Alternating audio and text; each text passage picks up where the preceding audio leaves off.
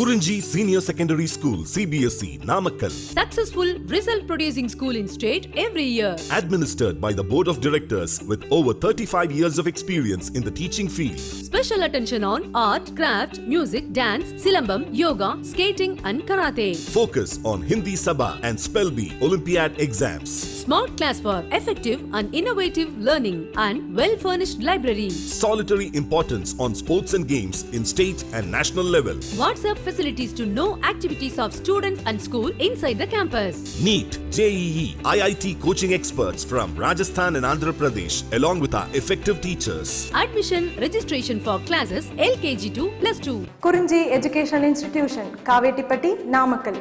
Admission in progress. CBSE, KG to 12, contact 9025895176. Metric 6 to 12, contact 9344567484. For online admission, log on to www.kurinjischoolnkl.in. In continuation to the last class, in this class we will discuss theory which is continuing to the last class. After completion of that, we will start numericals. See here, in our previous class, we discussed that some important points from mean or average life. There itself, we compared mean life to the half life, and we concluded mean life is about 44% more than that of half life. So where you can write it as tau is greater than T of. After that we kept one table, right? So I discussed to you one table there for different half lives. For example, if one half life or two half lives, three half lives, 10 half lives, n half lives. So what about the probability of survival mathematically, which is the ratio of n to n naught, that is n by n naught, and then probability of decay. So mathematically, which is n naught minus n by n naught. There itself we got different values. For example, t is equal to 0 means n by n naught is 1 or 100%. Then n naught minus n by n naught is 0, that is probability of decay. Similarly, t is equal to 1 single half life means what happens to the probability of survival, which is 1 by 2 or 50%. Then n naught minus n by n naught is 1 by 2, 50%. After that, what is successive disintegration and radioactive equilibrium? So this is the topic we are in a discussion. Now we will start to discuss, we are going to discuss equilibrium, right? So mechanical equilibrium we already discussed from the chapter of laws of motion. Even though the forces are acting on the body, if the body is not changing its position with respect to surroundings and time, then it is said to be in mechanical equilibrium under the action of force. So there itself we can say that the net force acting on the body is 0. But here we are in the chapter of atoms and nuclei, and the important thing we are in a discussion, that is radioactivity. Here equilibrium means our concentration is, and our important consideration is radioactive equilibrium.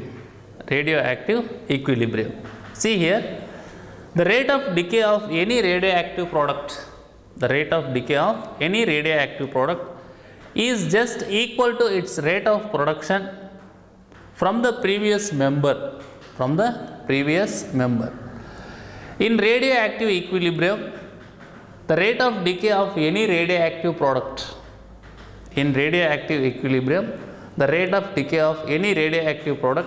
is just equal to its rate of production from the previous member. So that we can write lambda 1 n1 is equal to lambda 2 n2. Then you can write it as lambda 1 by lambda 2 is equal to n2 by n1. That is also equal to tau 2 by tau 1, which is what mean or average life. that is also equal to T half 2 divided by T half 1. So here T half means half life. So finally, once if you keep in mind radioactive equilibrium, finally we need to memorize radioactive equilibrium is nothing but the rate of decay of any radioactive product is just equal to its rate of production from the previous member. How can we understood this previous member? In case of artificial radioactivity, right? So when a particle is going to bombard with some nucleus, while getting the stability, it is going to form another radioactive element or another radioactive nucleus. So like that, there may be a chance for the formation of another. In that area, we have to see this. What is equilibrium? So that is what the rate of decay of any radioactive product is just equal to its rate of production from the previous member. Okay. Now, lambda 1 by lambda 2 is equal to T half of 2 by T half of 1. Okay. So still now we discussed vast information regarding the atoms and nuclei. Along with this important topic, radioactivity. Now we are going to concentrate uses of radioactive isotopes. So these are the uses now I am going to discuss from different perceptions. For example, medicine. So regarding the biological situations, and then archaeology. So regarding the historical facts, then agriculture. Afterwards, as tracers, and then in industries. In different fields, we have very good uses, advantages of radioactive isotopes. See here, first in medicine, for testing blood, we are using chromium 51 radioactive isotope. Similarly, for testing blood circulation, we are using sodium 24 radioactive isotope. For detecting brain tumor, we are using mercury 203. For detecting fault in thyroid gland, usually the pregnant, the first time pregnancy women, right? Generally, nowadays, not in the older days, but nowadays going for a thyroid problem, right? So that's why there itself, I am not saying that this definitely they will use, because it depends upon the doctor's prescription, etc. But generally, regarding the thyroid function, regarding the detection of fault in thyroid gland, we can use radioactive iodine. So that is what iodine 131. Next, cancer, cobalt 60. Then again for blood, you can use gold 189. Okay. Next, after completion of that, okay, for skin diseases. So for blood, gold 189. Next, for skin diseases, phosphorus 31. So phosphorus 31 radioactive isotopes we are using to diagnose or for testing or for identifying, right? To know clearly, we have to go in depth biology point of view, but surface level, just I am telling, regarding the skin diseases, we need the use of, so whatever it may be the type of process, but we need the use of phosphorus 31 radioactive isotope. Next, archaeology. So you may watch, I think one of the nice channel, that is History TV. So they are giving so many facts about our history, and you know that King's time, so we used to study that monuments and what they have written on the monuments and some of the stones, right?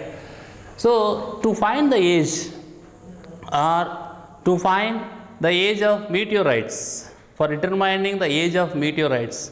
So in news channel sometimes we used to get so one of the celestial body which falls on the surface of earth from space. So that is what sometimes meteorites. To determine the age of meteorites, we are using radioactive isotope, that is K40. That is K40. Next, for determining age of Earth, it is very interesting, no? Because so many times we used to discuss what is the age of Earth. So what is how many years before human was born here? How many years before the living being started to live? So these are all very curiosity and interesting questions. Okay. Anyhow, while determining the age of Earth, we need the use of radioactive isotope, that is lead. Next, in agriculture, for protecting potato crop from earthworm. So it is like generally, to protect a crop from insects, we are using pesticides. Okay, but in that way you have to see, this is not exactly coinciding with that situation, but just to compare I am saying. But anyhow, for protecting potato crop from earthworm, we are using cobalt-60 radioactive isotope. Then for artificial rains, okay, so sometimes clouds are going to form in sky, but rain will not come. So at the time, if we want to melt the cloud, because if cloud is going to melt means rain will fall, so water molecules will reach the earth, simply that is called as rain. So for artificial rains, it is what AGI radioactive isotope we are using. Next, as fertilizers, I hope you understood already you had an idea about the difference between fertilizer and pesticide. Okay, but here this is what phosphorus 31 P31 we are using as a fertilizer. Here if you see this is what cobalt 60 we are using like a pesticide. So that's why this is what phosphorus 31 as a fertilizer, and cobalt 60 can use like a protection from earthworm to the potato crop. Next, that is what fourth point. Okay, fourth point, as tracers. See here, very small quantity of radioisotope present in a mixture is known as tracer. I hope you are able to imagine. I already told you while talking about radioactivity, even the element is very small, it is very active, and it is going to emit energy in the form of radiation as much as fast. That is the reason while preserving radioactive element, we have to take high degree of precautions. Otherwise, we will get into the dangerous situation. Okay. So here, what is meant by tracer? He is saying a small quantity of radioisotope present in a mixture is known as tracer. Next, tracer technique is used for studying biochemical reaction in tracer and animals. Tracer technique is used for studying biochemical reaction in tracer and animals. Right. Next, in industries. So in the modern world, what is the role of industries in humans' life is very important. Most of the people's sometimes based on the situation, even nowadays also because of this corona effect. So we used to suffer because of jobs. So industries are the very important to provide jobs for the peoples. See here, in industries, first point, for detecting leakage in oil or water pipelines. We are using radioactive isotopes. Okay. For example, suppose the source of water is at one place, and we need to take this water from here to somewhere, kilometers of distance, right? Suppose at any one particular point there is a leakage. So how to identify? It is not that much of easy. So sometimes we are going to bury the pipes under the ground. So that time it is too difficult. Okay. So at that time we are using radioactive isotopes to detect leakage in water, or sometimes oil also, right? So to detecting the for detecting the leakage in oil or water pipelines, we are using radioactive isotopes. Next, second point, for determining the age of planets. For determining the age of planets. So, in this universe, we have 8 planets. Okay. So, Earth is one of the planets. I already told you in archaeology, I told you for determining age of Earth, we are using lead as a radioactive isotopes. So, not only Earth, Mercury, right, Jupiter, so whatever it may be the planet, to determine the age of the planets, we can use radioactive isotopes. So, in this class till now, I discussed to you what is meant by radioactive equilibrium, and then what are the uses of radioactive isotopes in different fields, in medicine, archaeology department, agricultural department, acid tracers, in industries oriented. So, in different fields I explained, we discussed the uses of radioactive isotopes. Now, we are going to start numericals regarding the atomic structure, regarding the atom. First, we will discuss numericals from atom. Afterwards, we will go for nucleus. Okay. See this ma. First problem. I will explain you first problem. Then we will go for solution. See here. If in nature there may not be an element for which the principal quantum number n is greater than 4, then the total possible number of elements will be, dash. Okay, I will repeat the problem once again. You just pick out what he is asking, what they have given. Two things you have to pick out. If in nature there may not be an element for which the principal quantum number n is greater than 4, then the total possible number of elements will be. That is the question. So, you know very well, when n is equal to 1, what about the maximum number of states? According to this formula, 2n square. So, according to this formula, you just write n is equal to 1, then 2 into 1 square, that is equal to 2. And for n is equal to 2, 3, 4, and for n is equal to 2, 3, 4, maximum number of states would be, 8, 18, 32. For example, you take 2, 2 square means 4, no? So, 4 into 2 is 8, no? For example, you take 3, 3 square is equal to 9, no? So, 9 into 2, 18, no? Suppose if you take 4, 4 square is 16, 16 into 2 is 32. That is why simply he is saying, and for n is equal to 2, 3, 4, maximum number of states would be 8, 18, 32 respectively. Hence, number of possible elements. So, what happens? 2 plus 8 plus 18 plus 32. Here 2 plus 8 plus 18 plus 32. That is equal to 60. Right? So, the number of elements, the total possible number of elements will be 60. Right. Next problem. Second problem. In the nth orbit, the energy of an electron.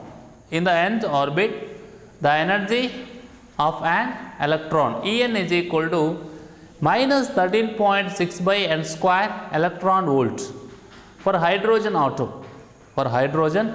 Full stop. The energy required to take the electron. From first orbit to the second orbit will be, in the nth orbit, the energy of an electron En is equal to minus 13.6 by n square electron volt for hydrogen atom. Full stop. The energy required to take the electron from first orbit to the second orbit will be. So this is the formula he is already given as a part of question. Now if n is equal to, what happens to energy, that is minus 3.4 electron volt? No, because that is minus 13.6 by 2 square. So which will give us minus 3.4 electron volt. If n is equal to 1, now 1 square is equal to 1, then E1 is equal to minus 13.6 electron volt. Now E1 to 2. So what is the difference? Minus 3.4 minus of minus 13.6.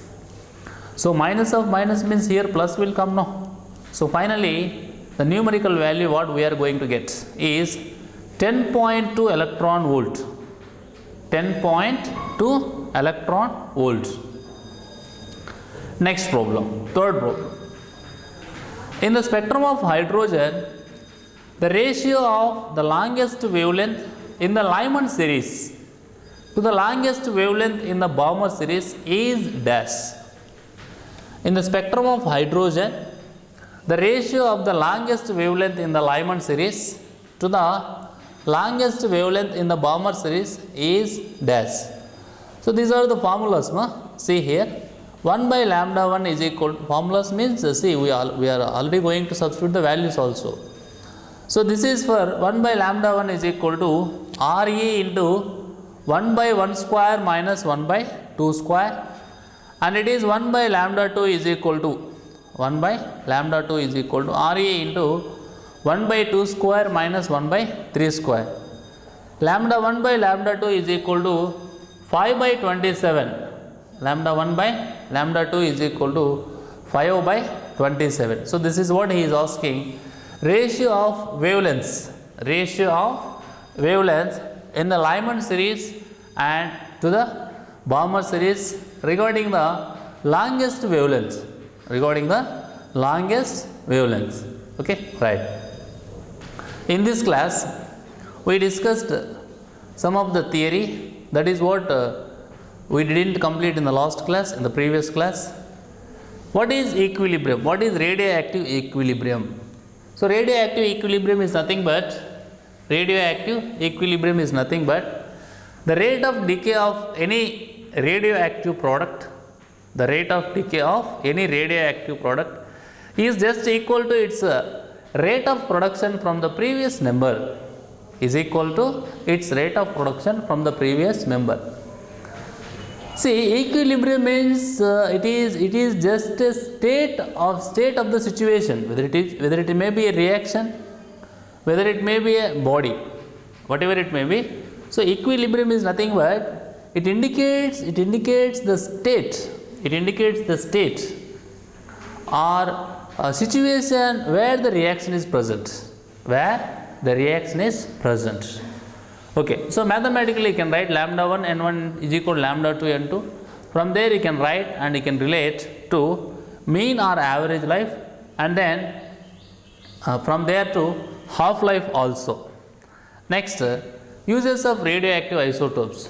So in medicine we are using chromium 51 and sodium 24, and then mercury 203, cobalt 60, gold 189, and iodine 131, and phosphorus 31. So these are the radioactive isotopes we are using in medicine for a different purpose. For example, for testing blood or testing blood circulation, detecting brain tumor, right? Detecting fault in thyroid gland, cancer, blood, skin diseases, etc. Similarly, in archaeology department, for determination of age of meteorites, we are using radioactive isotopes, and then for determining the age of Earth also we are using, this is what, lead radioactive isotopes. And then in agriculture, we are using cobalt 60, and this is what P31, and AgI, this is another radioactive isotopes we are using here for artificial rains. Similarly, as tracers, so tracer is nothing but the very small quantity of radioactive isotopes present in a mixture. And tracer techniques we are using for studying purpose of biochemical reaction in tracer and animals. Next, this is what in industries. In industries, for detecting leakage in oil or water, in industries for detecting oil or water leakage purpose in pipelines we are using radioactive isotopes, and then for determining age of the planets, okay. Next, see here in numericals, atomic structure. So here we discussed 3 numericals. So in our next class we will start with 4th numerical. Okay, thank you.